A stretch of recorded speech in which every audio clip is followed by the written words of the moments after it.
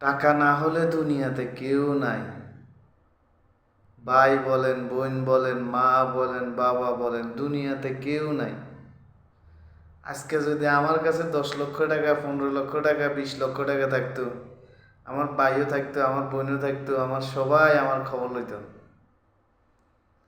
আমি রমজান মাস থেকে রমজান রমজান আমার মনে হয় রমজানের আগের থেকে এই উমানের মাটিতে আমি কত কষ্টে আছি, আমার আল্লাহ ছাড়া কেউ জানে না। না, আমি বুঝি এই দুনিয়াটা মানুষের, যে কোনো একটা মানুষের, একটা পুরুষ ছেলের দাফে দাফ পরিবর্তন হয়।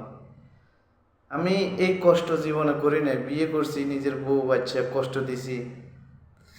আজকে 7-8 মাস ধরে আমার কাছে একটা টাকা কোনো দিক দিয়ে আসতে আসে না, যায়ও না, অথচ আমি সবসময় কাজ করি। কিন্তু এটা সবসময় ভাবি, আজকে আমার কাছে টাকা যদি থাকতো, আমার ভাই থাকতো, বোন থাকতো, আমার আত্মীয় স্বজন সবাই আমার খবর লইত।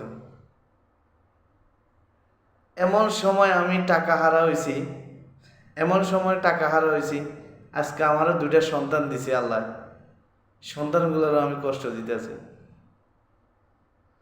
তো আমার যে কষ্টগুলোর মাঝে যে ফালাইছে, আমি প্রত্যেক নিঃশ্বাসে নিঃশ্বাসে আল্লাহর কাছে কই, আল্লাহ তুমি তাদের বিচার করো।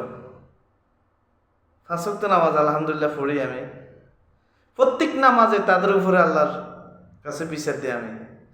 এই 7টা 8টা মাস আমার ফ্যামিলি কিভাবে চলে, আমি কিভাবে চলি, আমার আল্লাহ ছাড়া কেউ জানে না। অতএব এই টাকাই সব কিছু। আয় হায় টাকারই, আজকে যদি আমি বলি, এখন যদি আমি মারা যাই, কত মানুষ আমার লাগে কাঁদব, কত মানুষ আফসোস করব।